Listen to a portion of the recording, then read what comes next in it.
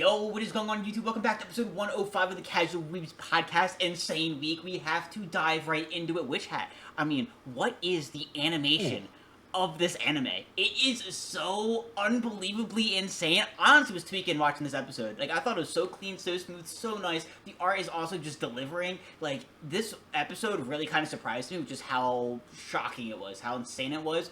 But I mean, also, we have a marriage toxin to dive into. I kind of was brought up, someone brought up something that was kind of hidden in this latest ep. And I want to know if you guys saw it as well, because it was absolutely insane. And then, I mean, we also have to talk about Wistoria, because what the hell? We talked about that last week. We have to get into it and kind of talk about what's been going down in this one. I'm stoked. Partner, you joined the Donut Club. Join the club, bro. Like, ouch. Exclusivity with that one. Like, some absolute legends that have, been in the Donut Club, and now Workner is one of them. Is he gonna live, though? We kind of got some indications that he was. What is up with that? It is going to be insane. So, I mean, first of all, do you want to just go right into Witch Hat? Yeah, dude. Yo, Witch Hat is crazy. Every week, like, even the smallest, like, scenes, like, Tetsuya and Coco, like, we're in that little cloud, which I thought, was kind of cute. I'm a grown-ass man sitting in my crib, and I'm like, oh. Like, that was, like, kind of cute. They have their little moment or whatever. Yeah. But, like, even the scenes when they're, like, face-to-face are, like, really well animated, and they're, like, some of them are a little bit longer, and it makes you feel like it's a little bit more emotional. So I'm pretty sure I looked it up in the beginning. Whoever's animating it, I mean, we're 5 episodes in, and each one is like a home run. And yeah, we kind of felt like, if you got white hair and blue eyes, you're already like, pretty high on the character list. But Keyfree, super, super sick. And we got a very cool kind of cliffhanger at the end, which I don't know how long it'll take us, to kind of figure that out. But whatever the brim caps are doing is definitely like connected to Keyfree. Well, dude, I was completely blown away because, like you said, if they have white hair, they're a sensei. Chances are they are just so incredibly powerful. Like, what was that water dragon? Because we saw how big the other one was, the real dragon. And then you see in comparison the way he just swallowed it and just knocked it the fuck out. I was like, holy shit! Insane! And the way they hype it up, when they come out and like start making their play, they're like, oh, it's bigger. It's way bigger than it was last time. Just like, author's like, hold up, let me hype this up a little bit. Dude, one of the coolest attacks I think I've seen since like Shibuya incident. Yeah. Incredible. The way it ends into like a flower, a chrysanthemum, I think it was. I don't know. Incredible. Gorgeous. Super cool. And you were like, oh yeah. That's why he's the sensei. And that's not what, that's why he's like doing his own thing. That was fucking sick. I mean, it started like amazing too because he like flies up and he's like, wait, hold on, uses the spell that casts like this huge area and just completely opens up that hole. And you're like, dude, this animation and art's looking insane, like nice. And then you see this fucking yellow glowing water dragon form and then just, it's like, dude, what the fuck is going on? Insane. And of course, Keyfree, we kind of talk about him quite a bit. I mean, people are saying that he's like the the bad boy or whatever of the witches and kind of stuff. Like he's always kind of like he's got like a bad reputation. I mean, bro kind of gave us a bad impression at the end of this episode. Because what was that? What was him being like? Yeah, you're not gonna tell a fucking soul. And he was like real dark and shit. And it's like, yo, who's the bad guy here? Like this is. I'm kind of like interested to see what's gonna be kind of going on here, especially with his backstory with the brim caps. Like. He's up to some shit. Yo, 100%. Like, we haven't seen that level of intensity from him yet. And, like, obviously, with the kids, he's, like, super, like, patient and caring. He's, like, very sweet. He doesn't, like, really bust on them, like, when they make mistakes or do shit they know they're not supposed to be doing. Which makes him, like, a very good teacher and good, like, older figure. But at the same time, like, he tells the shop owner, like, yo, you're going to break this down. Tell me what's in this thing. And then you're not going to tell anybody. And he's like, well, that's against the rules. And he was like, don't tell anybody. So I feel like Keyfree definitely, as like you said, not only a connection to the Brimcaps, but like they're clearly aware of him and like Coco too. So like she's kind of caught in the middle of whatever this conflict is, or if it goes bigger between like the Brimcaps and like the witches themselves. It's definitely very interesting, and I think we'll get some like really, really intense moments. Maybe at the end of the season, once we get like maybe a confrontation between Keyfree and one of them. Yeah, so I mean the Brimcaps are something that's like coming in more and more like into these episodes. I mean, the one grabbed Coco. It was kind of like just pretty much being like, my plan's coming together, this is fucking awesome, I'll see you soon. You know what I mean? Like, this is working perfectly. Which is not good for the rest of us if they're so excited about their plans working so well. Like, what exactly are they? What are we in store for? This shop owner said perfectly. He's like, what the fuck is about to happen? Because something's about to go down. So, yeah, we're definitely gonna get that confrontation. Now, I had a theory mid-episode. I was wrong. I'm like, this witch sounds like the witch that he met when he was getting Coco's uniform. I'm like, they sound awfully similar. So I looked at them like, yo, what are the VAs? Kind of see if I can do a little something here, a little investigation. Spoil without spoiling, you know. Yeah, they're different VAs, so it is not the same person. I was like, what if it's like they're in disguise? But I'm like, wait, the theory kind of still works. What if some of the brimstones are like some of the other witches and that are higher up? What if they're kind of like infiltrated into these witch organization? You know what I mean? I feel like that could be really cool, even though it's not the witch that we've already seen. It's a different person, but like still, that'd be awesome. Yeah, like it sounded like there was almost like an effect on the voice too from the brim cap. Like, you know, you have that double voice, kind of like make it seem like you can't tell who it is. And also at the very end of the episode, the brim cap is like, I'll teach you things that Keyfree won't teach you. Yeah. Clearly like leaning into that forbidden magic side of it. So Coco could end up being like super OP, but it depends kind of like, you know, will she be like Keyfree and doing shit she's not supposed to? But she still has like a long way to go. Like you kind of had that focus this episode too with like, you know, how they would practice like drawing before they would actually put the pen to paper. So like, she's like picking up stuff very quick. She's very smart. Yeah, but the kid's got a long way to go. And to be fair, I feel like Coco knows a lot of stuff she's not supposed to, obviously having just started out. So I feel like she'll be hesitant to use like anything high level until, you know, like a certain point. Yeah, I mean, I cannot wait to see what the season kind of ends up developing into, because there's so many plot lines to follow. There's so many theories, and I mean, we're in good hands. So far, it's been phenomenal. So it's going to be exciting to see kind of how this all plays out. It's peak. It really is. It lived up to expectations so far when everyone's like, oh yeah, this is going to be like the better Frieren. I don't think you can compare it to Frieren. I feel like they're still two completely different things, great in their own ways. But it's like, as terms of how excited I am to watch it each and every week, I'm like, yeah, it's kind of on Frieren's level. Like, it's kind of absolutely insane how fast, like I say, Witch Hat Atelier became into stardom. You know what I mean? Yeah, I actually thought like the soundtracks for like those, you know, big moments, like those climax moments, are similar. But it's like that classic like fantasy, like I don't know, like tavern style music. Like I don't know how you want to fucking genre it out, but like I felt like they were similar this episode, and I'm like, oh, that's cool. Like obviously fits the bill very well, but they're so different. But you're definitely right in terms of like excitement. I would definitely put them on par. I feel like Witch Hat is definitely up there with Wistoria for best this season. Dude, it's insane. But something that I was laughing at earlier this week, I'm going to be honest, my buddy has gone into the Marriage Toxin manga, was sending some panels, and he's like, yo, you know who that is? I'm like, yeah, it's Kinosaki. Like, it's her male, like, dressing up as like a male and stuff, but it's Kinosaki. He's like, that's Best Boy. And he's like, best girl. I'm like, bro, you can cope all you want, that cake's got a candle. Like, there's nothing changing about that. And he hit me with the, you can't play slots without a lever, and it reminded me, I'm like, yo, there needs to be a best femboy at the awards this year, because we've had some non-stop JJK, Marriage Toxin, but also ReZero's out, if you know Felix, something everyone memes about, it's insane. So it's like, yo, that is something where, like, this year, it has to be like something like new, where it's like, you gotta acknowledge it. Like, it's so fucking funny. Yeah. I absolutely love it. But speaking of Kinosaki and speaking of Marriage Toxin, something that someone brought up about this episode that blew me away, I had to go back and look, is that, remember when he was having that flashback and it was him and his sister and they were walking down that hallway and he was talking about how the family would teach him about the lives of the people he's gonna kill, right? And he's seeing them and like doing like all different like normal shit. And he's like, oh yeah, these are the normal behaviors and tendencies and shit. He's like, alright, cool. He saw the one, like, two siblings and they were making the candy, the mixable candy that he's like obsessed with. And it's like, oh, that's where he got the impression of it from, and that's why he's kind of really into them. Yeah, go back and watch that and tell me that's not Kinosaki. Like, it has to definitely, be him. dude. Like, it's insane. Like, that's so cool that his obsession with these, like, fucking candy things is from him. Like, that's awesome. Dude, it's crazy, and it's like a really good early writing point to kind of like bring them together rather than just like, oh, he's some, you know, damsel in distress that he saved on a mission. Like, it feels like there's a little bit more there to that connection, and it makes you feel like, oh, like, damn, this is like a little bit deeper than maybe like it first seemed.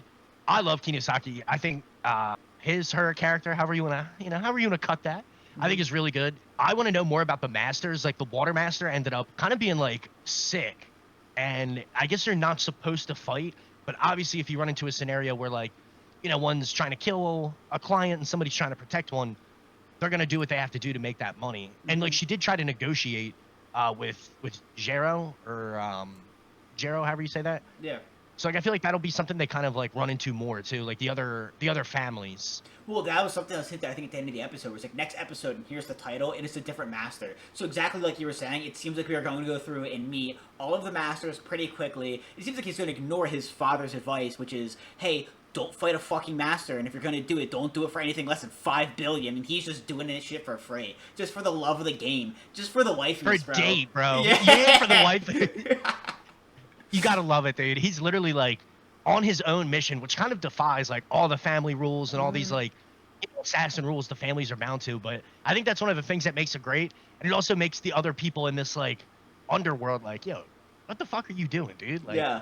First of all, like, I'll pay you 10,000 or 10 times whatever the client's paying you, and he was like, it's not about the money, it's about the date. It's about the girls. Yeah. All right. Mad respect, bro. Bro, like, okay, so what do you think's gonna happen with this anime, with this manga? Like, do you think Kinosaki is the end goal, where they end up kind of dating? Like, because what it seems like is that he's building a somewhat harem. Because he even said, he's like, I can't just be with somebody, I need to, like, want them. You know what I mean? That's why he's like, he kind of said no to the one thief. You know what I mean? He's like, oh, let's just become friends for right now. Like, does this end with Kinosaki, or is it gonna be somebody else? The only reason I would say yes, he would end up with Kinosaki, is because he just needs a marriage. No, but like I said, like he wants it. It needs to be the perfect person for him. That's why he's like, because he brought up, he's like, they tried to arrange the marriage before, and he's like, it was weird. Fuck that shit. That's why he said the stipulation has to be he needs to be the one that finds his bride or his partner. Yeah, and like as long as he gets married, it's like, at least as far as we know, like I think 3 episodes in or however far we are, it's not about like having an heir or a kid. Oh, true. To continue the family. It's just about getting married so his sister doesn't has to. Or his wait, sister's no, not in some like. It is about an heir. That's what the whole thing was about. Was they have to pass on the legacy. Yeah, maybe you're right. I would have to go back and rewatch it, but like, I was under the impression he was just had to get married so his sister didn't have to like do this arranged marriage. And heir would kind of make sense, and yeah, it's kind of hard to see him like marrying a femboy and making that happen. But like, who knows? I feel like that sets up for an even like wilder set of plot lines that you could have, like. And it does feel like an early harem, because that chick was definitely into him, the art thief. Like, she definitely had like a good time with it. And like in one way, she was like, oh, like he is kind of sweet and genuine, and like they really don't know anything about each other. It was just kind of like a heat of the moment type thing. But like you can see, and we kind of get to see this from Kinosaki's point of view. Like he does miss a lot of the like easy signs. Yeah. But like he's still a good guy, and like he has like charisma and charm in his own way. And like that's what the whole second episode is about. Like, what's my charm? Finding out what makes Jero attractive to women. So like he has a lot of work to do there, but I could definitely see him landing somebody, or many women, as kind of my guess. Well, what I'm kind of excited too is to go back to the original point. Was like, I cannot wait to see more from his sister. His sister's was already dating somebody, but someone she can't produce an heir with. And the whole thing is we need to pass on legacy. That's why you have to break up with her and go to this arranged marriage. And he's like, nah, I can't put you through that. I'll do it, right? So that's where it's kind of hard for both of them, because you need to be with someone you can like produce an heir with and pass on the legacy. But that makes it so people are like skipping over the part where his sister was also trained. You know what I mean? It kind of feels like, oh, he's the assassin and she's just the sister. I want to see the fight scenes with her. They have to happen, because we even saw when he was like learning about the behaviors and stuff of his targets, his sister was there. His sister's still like a high-ranking member of the family and probably a badass fucking assassin, which is probably why they trusted her to be like, all right, well, you're gonna have to be the one to pass on an heir then. You know what I mean? So I hope that we have more from her later down the line, other than just being his sister. Like, if we see him in a fight and it's like looking grim, and then she steps up and it just fucks somebody up, that'd be awesome. That'd be so cool. Now, you're definitely right, and I think maybe Jero's the master, so like, the sister is like, like a very high level, well trained assassin or toxicologist or whatever, but maybe not to the degree. That sounds right. That sounds like a word for it, or whatever the fuck you call them. Like, she's good, but she's obviously not like a master. But like, she could definitely have like a huge role, and I definitely think you're right. We'll get at least like a little 2-episode part with her in it. I do think she's like relevant, other than just being like the sister he's trying to help or save, kind of. Yeah, so like, that is gonna be cool to see later down the line. Hope we do see that, but it's just gonna be sick. You know what I mean? That you're right. That also brings up a plot point where it's like, what if he does pick Kinosaki and he's just like, yeah, I'm not gonna give you an heir, and then he has to like kind of like fight his family or some shit. You know what I mean? To kind of like rebel against them. Like that'd be kind of cool too. Yeah, like we'll definitely have to see how that like family dynamic kind of pans out, as we haven't really met his family, like other than his sister, Mm-hmm. or like how big that network of his family and the Masters is, and like kind of what's the importance of that. Mm-hmm. Obviously, it's going to be pretty important, but I'm excited for them to get into that and kind of see like the depth of the situation. And is he going to have to like throw hands with his family, or are they going to be like, well, we love Kinosaki, she's best girl, have at it. Like, it'll be interesting to see how that plays out. Bro, because let's be honest, there's no one better than Kinosaki. Like, that's what we're all sitting here like, yo, she needs to win. Like, fuck these other, Oh, yeah. this other harem or whatever. Fuck these other options. It's Kinosaki for the win. So, like, it's gotta be the only answer. But it's gonna make for a really interesting, plot later down the line. But yo, I'm stoked. I think it's awesome. This episode was fucking hilarious. The way Kinosaki, speaking of, is able to just pull everybody. I love how they're at the shark place and she like hijacks the projector and is like giving him instructions. And the manager's like, "Yo, what the fuck?" And then it cuts to him like laying on her lap.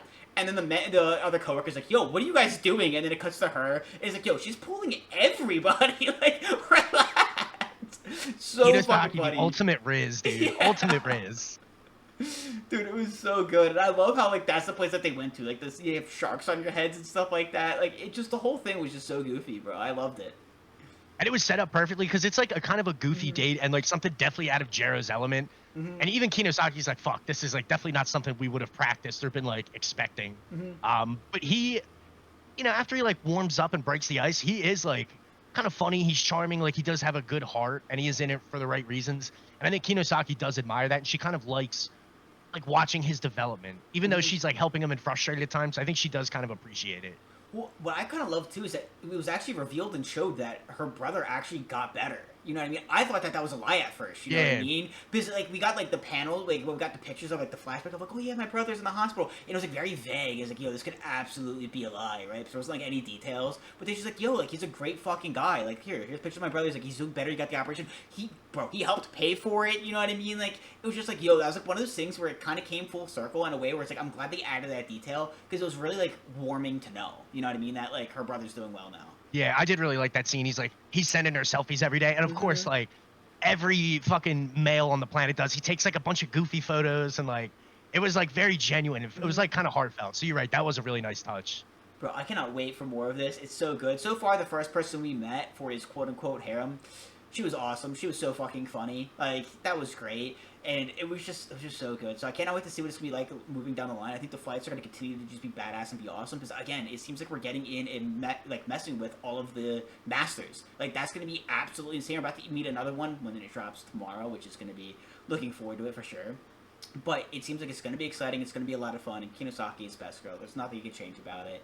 She's the greatest. But Wistoria, bro, that is another anime that was absolutely peak. We had Werkner join the Donut Club. Like, bro, GG's. Like, I don't know what that's about, but it sounds like he's still alive. If he's still alive, we mad or we not mad? I mean, I feel like his death would have been like justified. You had that moment where him and both teachers, well, I guess all three, maybe not Eliza, who smoke show, by the way. Goated. I put that goated. Excellent note. I was like, yo, Excellent note. fucking kill me next, bro. Like, I was like, she stepped on and I'm like, all right, it's better. Guys, Hope's arrived. Fuck Will. Get him out of here, bro. She's gonna carry. We got this. 100%. And the students are like, oh, yeah, sure, Professor Eliza, definitely. We'll do that for you. But, like, Werkner and Edward, like, the scene with Edward was done really well, where he's, like, tells the dwarves, like, yo, go on this fucking suicide mission. And they were like, yo, fuck you, dude. We're already, like, banged up. And then he basically saves, I think her name is Gina, one of the elves. And it was like, oh, like, Edward is really just trying to do the best he can. He's like, yo, these things are, like, impervious to magic. We're just trying to, like, hold them off. Like, you guys are way more valuable. I was like, all right, he's not like a total asshole. And then Werkner kind of does the same thing, like gives his life to save Will. But I believe his name is Finn. He like showed up in one or two instances in the end of the season season 1. Yeah, in the dungeon. But he was like, yeah, as soon as his pulse starts again, which big hole in the chest. I'm not sure how that how magic plays into that, but yeah, it kind of seemed like he was supposed to live there. Like his pulse will start and he'll start recovering. I would rather see him dead because I like that. When characters kind of die, like the stakes it has for the story. But at the same time, like Werkner really is a good part of the story. And he's pretty much essential to Will's growth too. Like I don't think leaving him behind, it would be like, all right, let's throw Will in the tower now that he has his transformation. Like, I feel like Werkner is like a key asset to Will becoming a mage, or use the spell. So I guess is a technically count. I don't know, Yeah. but like he's a very important part of Will's development. So the whole thing with Werkner is that it's actually was already told to us. It's kind of bullshit, but it makes a lot of sense. So I don't know if anybody paused and ever read any of the character profiles. They're so fast, bro. Literally, Bro, you have need to pause it. Yeah. And they, Yeah. they give you so much information, and a lot of it's really fucking funny. One of the pieces from Werkner explains this whole thing. It says in Werkner's first love, he fell in love with a dragon, and that he gained some of the dragon's abilities or like powers. So if he lives, it's because of that. He's using like a hyper regen that dragons have. So like, in my opinion, it's bullshit. But you see him healing at the end when he's like, oh yeah, his pulse, once his pulse kick starts back up, like he's fine, and it shows like that red mist coming from the hole in his back. Yeah, it's like his body's already starting to like heal. I think it's bullshit. I think that it would have been way better if he was just dead. You know what I mean? It's the Bakugo shit all over again, where it's just like, yo, would have been way more impactful if he died. I kind of hate the plot armor like that, especially when you have a massive fucking cannon-sized hole in your chest where your heart's supposed to be. But all good, all good. Yeah, I feel like, I guess it's maybe my personal take, but I feel like it does deliver better, or it like hits harder when you do lose those like key characters. And there's a million instances of it. Like Pain almost killing Kakashi. Nobody wants to see Kakashi die, but in the moment you were like, yo, shit, this is real. I kind of got that in the beginning, and then you see that red mist coming up, and it's like, well, Werkner's gonna be fine. Yeah, it does feel like plot armor, but yeah, he's okay. Yeah, I guess I don't know. It wouldn't make me dislike the show or like quit watching or anything, but in the same way, like I would have appreciated it more if he was gone. It would have been like, oh damn, this story is like a lot more high stakes than I first thought. Yeah. But that scene, going back to that scene with Edward, that was so fucking clean, was that, like, Edward's been, like, the bad guy this entire time. It's like, oh, yeah, fuck this guy. He's always hitting on Will. What's that bullshit question on the final that he put? Like, that's so fucked up. And then he says, like, he's like, yeah, guys, go suicide. You know what I mean? Go defend no matter what. Give your lives, for this. And I was like, yo, this guy's a fucking asshole. Like, what a piece of shit. But then you understand, like, his meaning behind it. Like, Professor Edward is, like, one of the greatest teachers, in my opinion, in anime. And, like, he's so, like, low-key in this story, because, like, when you think about it, that question was bullshit, but it was completely fair. His class was all about magic. If you can't say what magic is, like, should you really be going to the tower? And he even said, he's like, pathetic enough, only 40% of my students got it right. You know what I mean? So it wasn't like it was targeted just at Will. It's like a fundamental where it's like, you gotta have to know, like, why are you even doing this? Why are you even doing this? Like, you know what I mean? So, like, it was bullshit because Will's our boy, but it's completely fair. And he even says in this moment where he's like, yo, like, I'm telling you to give your lives for this because I can't give mine. I'm using magic. Magic's nothing to them, which means I'm nothing. You know what I mean? Which is why I'll die saving you, but, like, you guys are the only ones who can do anything. So you guys have to be the ones to make the sacrifice that's needed regardless. And it's like, okay, that makes sense. He's actually just, like, brutally honest. You know what I mean? It's, like, so blunt, but, like, his intentions are good. And I feel like this scene perfectly shows that. Yeah, and I think it made me appreciate his character more. Like, going back to, I think the magic test, the question was the biggest one for me. Because after watching this episode, I thought, like, we could really quickly have, like, a huge power gap in Wistoria, because the other kids his age really don't feel strong enough. Other than, like, Shion at times, like, they're way below Will, despite, like, having made it to the next level or being, like, book smart enough to pass this question. Will is, like, a clear cut above everybody else at that school. Like, compared to the teachers, like, now that he knows his fucking true form and has an idea of, like, what he really is. He doesn't. Well, he has, like, a, I don't know, like, he's still using it, but it's. Oh, all right. It's, yeah. All right, well, that makes me feel better, because, like, in a couple episodes, you would have this, like, massive power vacuum of, like, Will being infinitely stronger than, like, everybody else his age, and it would basically, like, be straight to, like, the Magia Vander, who were like, oh, yeah, these, I forget what they're called, but basically the demons they summon, they're literally capable of killing a Magia Vander, so, like, they kind of power scaled him like that, but, yeah, it does feel a little fast. But altogether, it made me appreciate, like, Edward as a teacher, because he wasn't just soloing out Will. Like, it was really only the best of these students, regardless of, like, their ability as mages or their emotional levels. Mm-hmm. Like, you have to know this to pass. And it was more subjective than I gave him credit for. Yeah, like, because he's also, like, trying to protect Will, because, like, you don't have magic, what the fuck are you gonna do? Like, we saw the ritual for the barrier, you need it to be a Magic Evander, you know what I mean? Like, Will as he is now, should he be a Magic Evander? Fuck no. Like, what are you talking about? He physically No, can't but he help also... create the barrier, that's the entire purpose of them. Clearly, Rosti, I will say, like, again, it's just like every, I feel like, modern anime, to a major degree, like, they're holding back key information until they feel like they see, like, a certain level of ability or growth or development in the main character. Like, Wertner's literally like, oh yeah, I've been lying to you the whole time. Like, you can use magic. Now that I got my chest blown out. And, like, I get it, like, for the progression of the plot. But, like, moving forward, it's like, all right, this needs to be, like, figured out now. Otherwise, you get, like, a situation like Naruto where he's literally got, like, 2 attacks for, like, hundreds of episodes that, like, almost doesn't feel realistic. You know what I mean? Like, it took Naruto a long time to, like, really beef up his arsenal. So I wouldn't want to see that for Will, especially given the fact that he can't use any magic. I'm not gonna spoil anything. I'm not gonna spoil anything. Yeah, true. Okay? But all I'm gonna say is this, is that what we saw, like, right now you have all the pieces, right? You can put the picture together and figure out what happens, right? You have all the pieces, but it's not gonna, like, make sense until it's explained.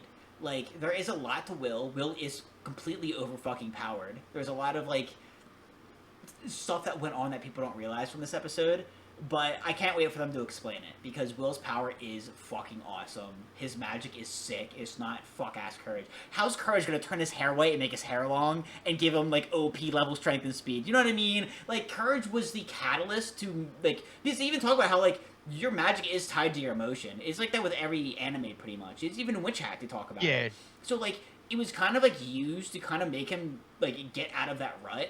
But all I gotta say is this. His power is really fucking cool. Like, it is awesome, and I cannot wait for them to talk more about it. Like, it is so sick, and yeah, he's broken as shit, but I don't know when they're gonna explain it. But hopefully it's soon. But when it comes to Will's magic, it's all the evidence is there. If you go back, if you know what happens later on and they explain it, when you get back to this episode, you're gonna be like, oh, you see all the little things. But, like, it's sick. That's all I gotta say. It's really fucking cool. Finn does say, like, something about, like, him being the light that, like, cuts through the dark or something of that, like, effect.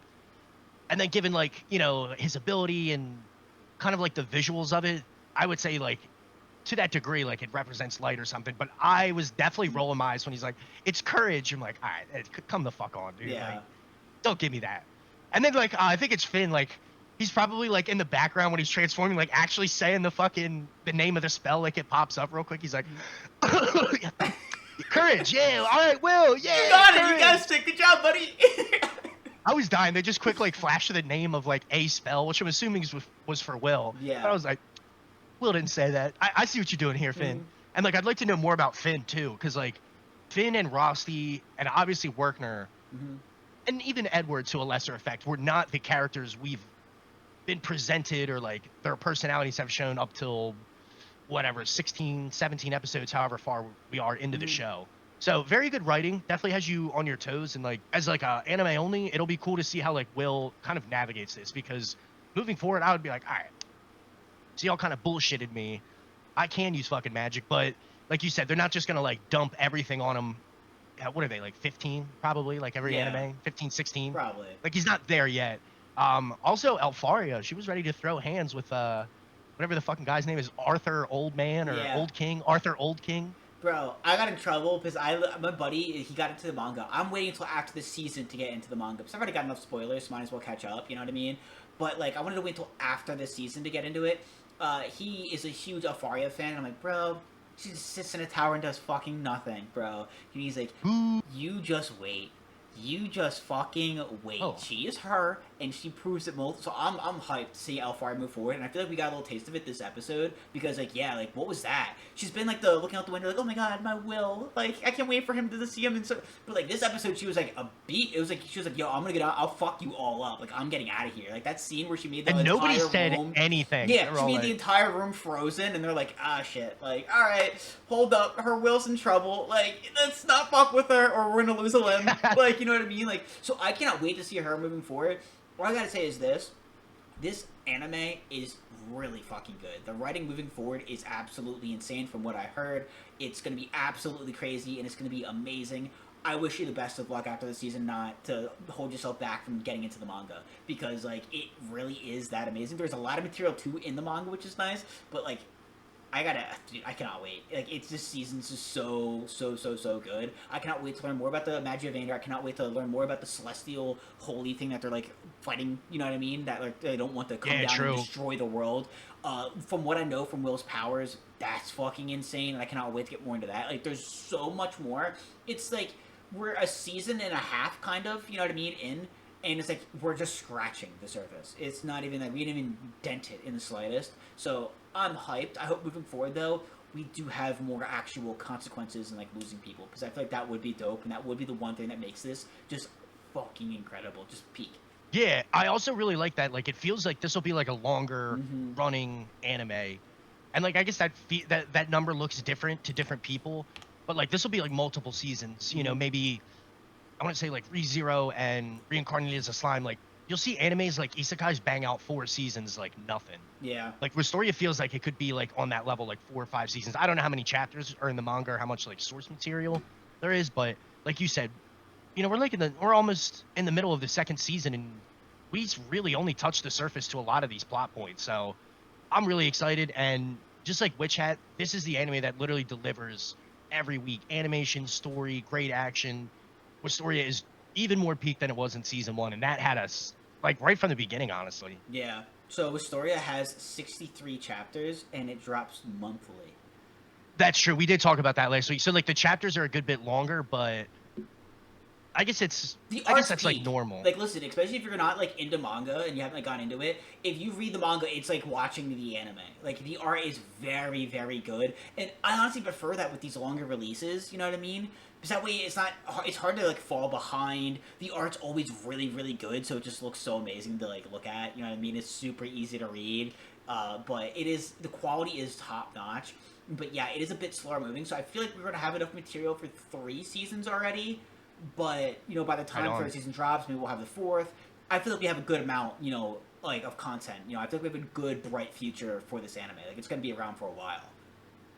Yeah, definitely, like, you know, feels like it'll be one of these next big next-gen animes. I don't want to say it. Every time we fucking said it, they all end up like, all right, last chapter coming next month. It's like, fuck, bro. It's like some Kaiju number 8 shit. We're like, oh, I love this. Like, all right, great, it's over. It's like, dude, yeah, another very short one. Every time we're like, yeah. Yeah, like, I guess that is more normal. Even, like, JJK, which feels longer, I guess. Like, it was only, like, 200-some chapters. I think less than 300. Yeah. But I feel like that's more than norm moving forward versus, like, something really long. But maybe that's just my cope. You know what I mean? I want Wistoria to be a longer running. But given, like, the information we have, like you said, it feels like we're really, like, surface level with the depth of the plot. Like, there could be a lot more there. Yeah, dude, it's awesome. I'm super excited. I hope you guys are excited too. Anime this week has been absolutely incredible. There's so much more to talk about next week as well, with like Clash of the Elite, eventually getting back into Damon's. Bro, Damon's has been something I've been enjoying each and every week. It's insane. I mean, this season I like haven't been able to contain myself, and I've just been diving into mangas. It's been a real problem, but I mean, like, I hate this good week. problem. Dude, I hate the week-to-week shit. Like, come on, we need it all now. Don't even drop like a season at a time. I need the series at a time. I need a couple of days and just get through it all. You know what I mean? 100%, bro. But anyways, guys, we hope you guys enjoyed. We'll be seeing you guys next week, and later. Peace.